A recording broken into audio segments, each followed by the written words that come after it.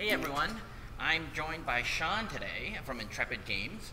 We are hanging out at Domics GG Gaming Cafe, and we are going to take a look at Lander. So Sean, thank you so much for joining us. Thanks for having me, Mike. And I want to send a special thank you to GG Cafe for letting us film here. Today we're going to be talking about Lander, and Sean's actually going to start off, I guess, with an introduction about himself and Intrepid Games. Yep. Sean, it's all yours. Sounds good. So I'm Sean Lemon. I'm the executive producer at Intrepid Games.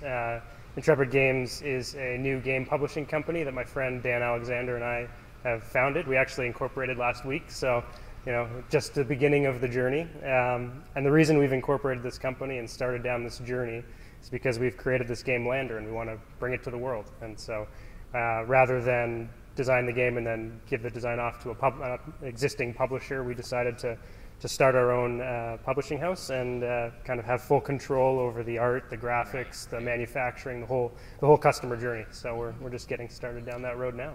It's fantastic. I mean, I saw you showing this game off at Proto-TO at the Maple Syrup booth, and I thought, well, this is really interesting. So at its core, Lander is a 2 to 4 player competitive resource management strategy game. A lot of adjectives there.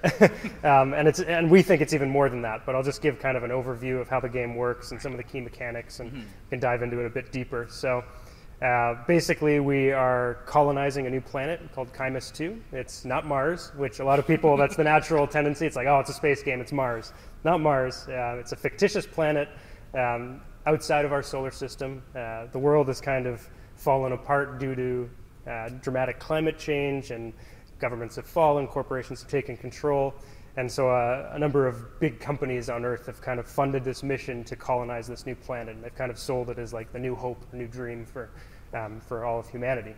So in order to set up this colony base on this planet, we've got basically a crew of scientists, engineers, and operations staff to kind of set up this base and prepare it for a large-scale colonization effort that's going to follow. And so the whole purpose of the game is trying to establish this colony base. So see here we've got kind of the crash site of the lander. So that's the other bit of this game, that when the ship's coming to colonize the planet, it actually crash lands. And as a result, we have this crew deck. So in the game, everyone's going to be managing a tableau of crew. And right off the bat, we basically take out half the deck and it goes back in the box. And so that simulates a number of the crew dying on impact. So every game is different. There's a high level of replayability because of that, because you don't know which crew are going to be in the deck in that game. Right. As you can see here, we've kind of got the game set up for the kind of beginning of the game. So we've got 2 different corporations. In total, there'll be 4 in the box, so you can play 2 to 4 players. And basically start out by claiming some of the land around the crash site. So you started exploring. Each of these sectors, we call them, have different resources. So we've got energy, food, and titanium, and these are the building blocks of this new world. Right. So you build structures on them, and they allow you to get resources from the land, so kind of like production facilities. So on energy, you can think of that as like solar panels. On food, it's kind of like crop harvesting, and on the titanium ones, more like strip mines. So as the game progresses, you'll expand out and explore new sectors, and then they kind of clip in like this. So as the game goes on, you kind of have this modular board building out in different directions.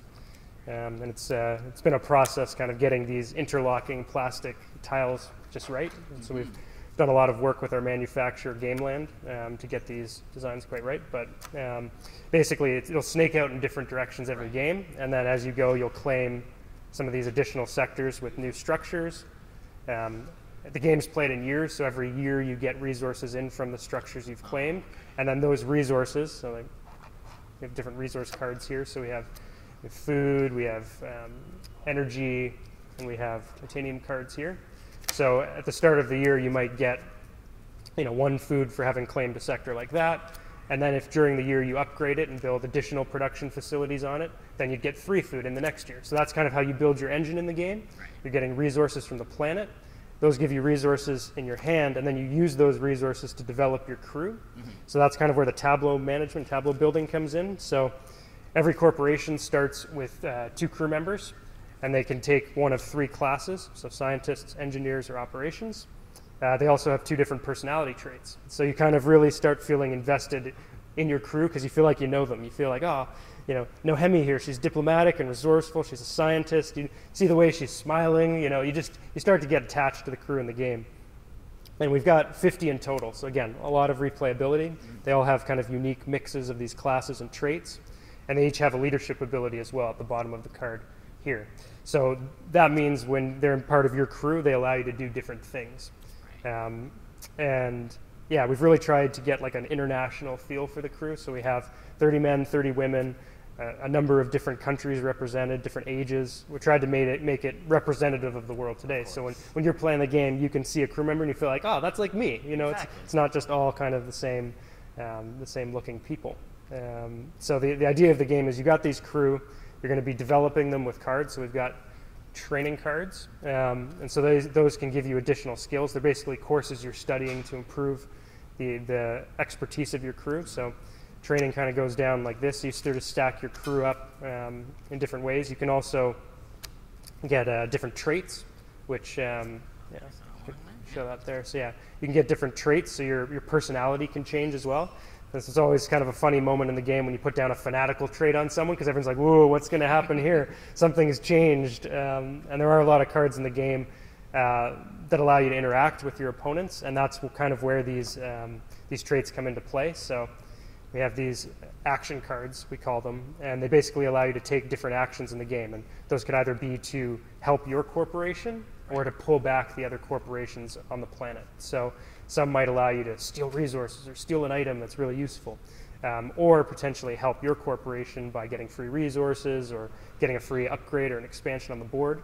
But in order to play those cards, you have to have certain skills in your crew. Right. And a lot of the more aggressive take that cards usually require fanatical. So when you see someone put fanatical down, you're like, uh-oh, things are going to happen. Yeah. And I mean, sometimes we get some feedback that, oh, I don't know if I'm going to like this game because there is some take that. We're sort of selling this as a Euro game, but it's more of a blend. There is some like American style gaming elements in this because there is that element of take that. We think it's kind of a measured approach. In order to play those cards, you have to really do a lot of development. So you're not just instantly killing someone, and it's not a lot of that. It's more you're strategically planning to do that. There's only a few cards that allow you to do it, and there are protection cards as well. So you can shield yourself. You can get special items that, like a medipack, for example, which would protect your crew from death. Exactly. So if you attach that, then you would be safe from another corporation coming after you. So yeah, we think we've kind of balanced the take that so it's not super aggressive, but it is there, and it's really one of the aspects that we think that makes Lander exciting, because you're kind of actively interacting. It's not everyone kind of playing solitaire in their own area and then indirectly kind of changing the game for other players. Right. So that was one of the kind of the important parts of Landers. Like, we wanted to have that kind of competitive interaction where you have to kind of watch other players in the game and see how they're developing their crew, because maybe they're trying to build up to play a certain card and you're trying to predict what they have.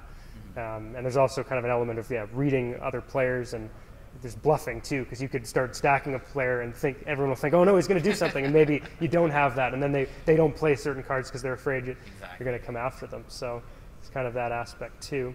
The whole point of the game is to complete missions. Right. So we've got a public mission roster, which everyone can vie for. Okay. So I'll just show kind of an example of a mission card here. So basically, it's going to have requirements in terms of your crew. So you might need to have this one, a fanatical trait, and 4 science on one person. So I would happen to have that on her, but maybe that's why I played the fanatical trait, was to do this mission. Exactly. So you're trying to build up expertise on a certain in a certain set of skills and personality traits, but then you're also having to pay a certain number of resources to do this mission. So in this one, it says soil acidity, bioengineer an acid-tolerant plant to grow in the native soil. So something you might want to do on a foreign planet, to increase your food supply. So in order to do that, you need a scientist who's really fanatical about improving kind of plants growing in the native soil, and then you need these resources. Right. So yeah, there's kind of always an emphasis on building your tableau in specific ways, but still having the resources necessary to do those missions. So you can't just get a lot of resources, then ignore the board, because you're going to have to make sure as the years go on you've got the right mix. Right. And at the same time, you can't just go all-out resource production, because then you won't have the crew required to do the missions. Exactly. So it's kind of an optimization of two different engines in the game. It's like a resource engine and a crew engine almost. We've got some accolade cards here. Yeah, so these are kind of side benefits that you can go for, and they're achieved as a product of other things you've done in the game. So perhaps this one, for example, rewards a corporation that has at least 10 operations across their crew. So in this case right now, I've got 8 operations, but maybe I acquire a new crew member and they happen to be an operations crew member. Now I have 12 operations, so then I would place a piece here and here. So they're basically a tracking system. So now it shows I've got 12 ops, and now I get that bonus star.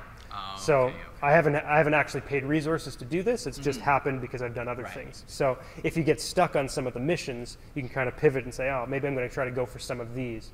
And oftentimes, if someone has, if I had 1 star here, rather than you paying resources to do 1 star, maybe it's better value for you to try to steal that one from me, because then I'm losing one and you're getting one. So there's kind of another layer of strategy that comes in with the accolades. And we have 9 of these in total in the game, but we only play with 3 every game, so there's some replayability there. You don't know which ones will come out. And they're going to, kind of influence what you do. There's always one related to your crew, but then there's also one related to the types of missions you do.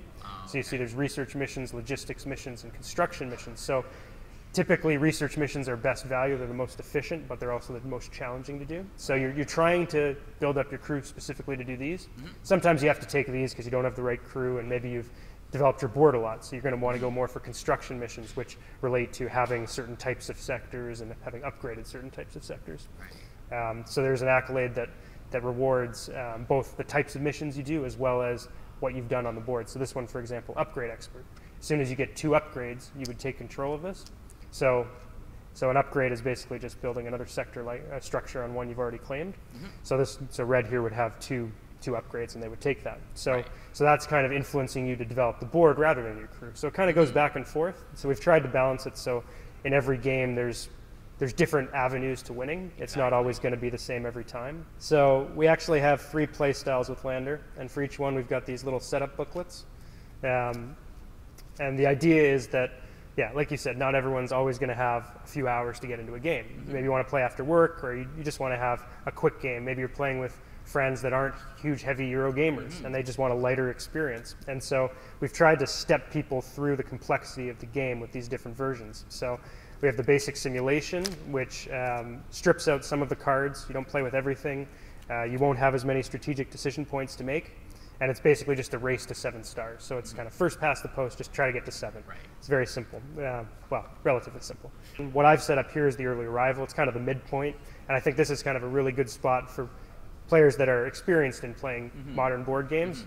It kind of gives you a flavor for everything. So you've got the accolades, you've got event cards, which we haven't discussed, but those things would get stripped out in the basic simulation. So this brings those in.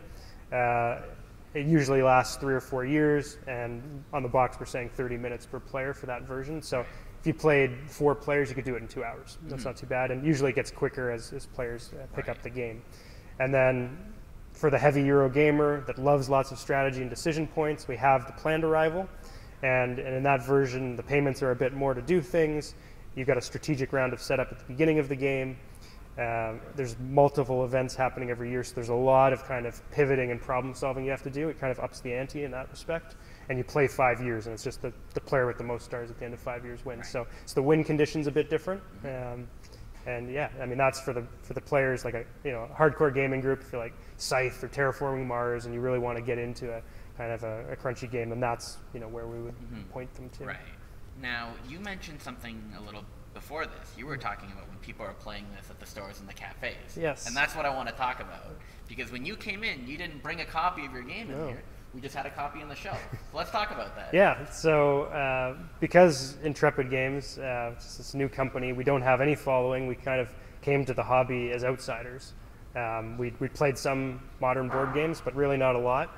And my friend Dan and his friend Charles had kind of designed this game, and they took it around to their friends' houses, family. Everyone's like, "Oh, this is a really cool game. Like, you should try to commercialize this." And then I got involved early on in the play testing, and then when Dan's friend Charles didn't want to kind of go down that road, Dan and I kind of linked up and said, let's try to take this to market.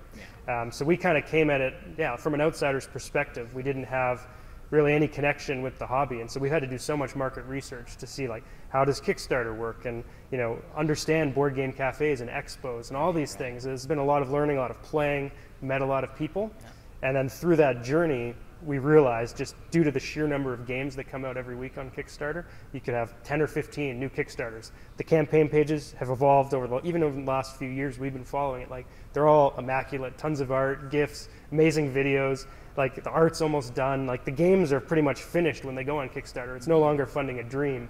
It's like, we've got the game finished now. Please, like, pre-order this so we can do a print run.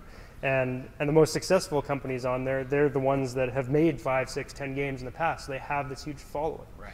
We didn't have any of that. So we're like, if we really want to make Lander a thing and get it in front of as many people as we want, we're going to have to kind of do something bold and basically get the game in front of as many people as we can. And so we came up with this idea of play before you pledge. And we worked with our manufacturer, Gameland, and they agreed to do a mini print run. So instead of doing 500 units or 1,000, which is typically standard for a lot of manufacturers, they agreed to do 160 units for us. And then we allocated a few of those to reviewers, influencers, and the bulk of that, about 135, to cafes and game shops around the world, mainly the English-speaking part of the world, because that's where the market is. And there's a lot of text in the game right now. It's just in English, in the English language. Although we would like to localize it if it is successful on Kickstarter. But so we basically pulled up a map on Google and just went through and we're searching like top cafe, top game shop in this city, that city, this city, and we're just trying to cover as much of the market as possible. And so we would email them all, call them, talk to store owners and managers, and say, hey, we're this new company, we got this new game, we want to give you a copy and work with you to kind of promote it and get it played. And we think there's a lot of benefits to it because, for players, they can play it before they pledge on Kickstarter. So if they go in and play it and they love it, then they don't feel like a risk when they back it on Kickstarter. They're like, I know these guys, I know this game, it's a great experience, this is something I can get to the table a lot. And if they don't like it, then they don't spend the money, and it helps them make their decision a bit easier. Right. So from the player's perspective, we think it's a win. From the cafe's perspective, they're able to kind of sell themselves as like these hubs for new games. It's like they've been cornerstones in the hobby for so long, and now they kind of, to some extent, miss out on the Kickstarter revolution because now everyone just backs on Kickstarter, and typically, there's a number of shops and cafes that will participate as like retail pledges on Kickstarter, but it's a risk on their part because it might not deliver. By the time it comes, maybe demand's moved on. Sometimes the Kickstarter version is different than the retail version, so then they struggle to move that retail version. And they have to put up their own capital up front, and then they don't get that back for maybe a year or year and a half till when it's delivered. So there's a lot of barriers to backing Kickstarters for retailers. So in talking to them, following some of the groups on Facebook, we thought this would be kind of a perfect system because a player can come in and try it, and if they like it, then they can pre-order it through their cafe. They can say, you know what? Yeah, you can put me down, and here's my deposit, and then they pay the rest when they pick it up after it's been fulfilled. So it's potentially a win for the cafes because they don't have to put their own money up to do like basically a group pledge. That's really what it is through their cafe or shop. And it reduces the shipping costs because a lot are going to one place instead of everyone in Mississauga getting a copy. They go to GG and then people come in here, and it means more touch points for the cafe because when people come in to pick it up, maybe they play or they try another game. Right. So it's just helping kind of reintegrate cafes and shops into the larger ecosystem of games. Another bonus is that when they get to play the game, they can provide feedback. Yeah, exactly. Yeah, so we have a feedback form on our website, and we've been working to try to encourage players that do go in and participate in the campaign to submit feedback after they've played. And then we're using that to do like the last layer of polish on these games, because we would say this is the 95% prototype. There's still, there's always text that is a little ambiguous that can be tweaked. There's definitely with the rule book, this is basically a mass blind playtest. So we're getting a lot of great feedback, and that's going to help make this game as best, the best version of itself when it goes to Kickstarter. And we can show people like, these are all the people that have kind of fed into the design process. And we're trying to build up our Board Game Geek page as well, so people, when they check it out, they can say, oh, look at all these people that have reviewed and rated it. Like, this is something legitimate. It's not just an idea someone has. This is actually in the world. They've played physical copies. Yeah, exactly. Not just like a print and play or like a a very reduced prototype at a convention or something. So no, it's not for every game publishing company. I mean, the big ones probably don't need to do this because they have a huge network already and a huge customer base, and the smaller indie publishers that aren't willing to put as much kind of investment into it or aren't able to, like what we did, this would be beyond what they're capable of. So we kind of just got lucky. And this works for us, and we don't know if it would work for everyone, but we're just really excited working with the cafes, hosting events around the world, and it's great to wake up and you get like a message from a cafe in Australia saying, "Oh, we played your game, we really loved it, we're gonna make it like the game of the month," and kind of advertise it like that. That's really exciting. It kind of drives us forward in this process. So speaking of Kickstarter, March 3rd, 2020. Yes, that's the date, March right? 3rd, yep. So it's still a little ways off. We've still got about 4 months, and the copies arrived in some places as early as June and basically hit North America in August. So they've still been out for like a few months already, and we still got 4 months left to go. So yeah, that's the main thing. We're trying to encourage anyone who's interested, try to find a local venue and go in and play. Is it too early to talk about different pledge levels or what? We're still getting kind of final quotes from the manufacturer, and part of this process of playing with a lot of people is we're getting feedback on what stretch goals could be, and so we're trying to cater to what the players are suggesting versus the costs of doing it, and you don't want to make it so expensive that you price people out of the game. So yeah, we're trying to balance that. But like, for example, we've talked about upgrading these to like dual layered cardboard. Right. So if you bump the table, the pieces kind of stay in their grooves. And we talked about upgrading card quality, the quality of these trays. Like they're not game trays obviously, but they're functional. They come out of the box and help facilitate gameplay. We'd like to make them a little sturdier. There's a number of different things talking about like different pieces for each of the corporations to make it a little more unique. We've got a number of ideas that we're kind of working through, and once we get the final pricing, we'll be able to kind of pin those down. So in terms of, for people who want to stay connected, they want all the information, and they want more details, so that Kickstarter gets a little closer. You'll blink your eyes and it'll appear. Oh, I will, But for everyone who wants to stay along, where can they check out? What websites or so media? they can go to www.landerthegame.com. That's our homepage. It's got all the information. So it's got some how to play videos. It's got, you can download the rule book, setup booklets. You can see pictures. You can read about the corporations, see the crew members. There's a lot of kind of fun things in there as well. So yeah, that would be the place to go. You can also see a world map there, so you can see where in the world all these cafes and game shops are. So yeah, hopefully there'll be one near you and you'll be able to check it out. If not, we are looking to create a version of this on Tabletop Simulator, and that'll be available hopefully before Christmas. So for those of you that can't actually physically get in and try this, the next best thing, probably playing on your computer on Steam. So that's the alternate, I guess, approach. Yeah, well, they'll be able to play there. If you're local to the Greater Toronto area, you can definitely come to GG Cafe and play here. Yeah. Sean, I want to thank you so much for your time. I got a really good comprehensive understanding, and I can't wait for the Kickstarter. Thanks, Mike. We appreciate it. Thank you so much. Cheers.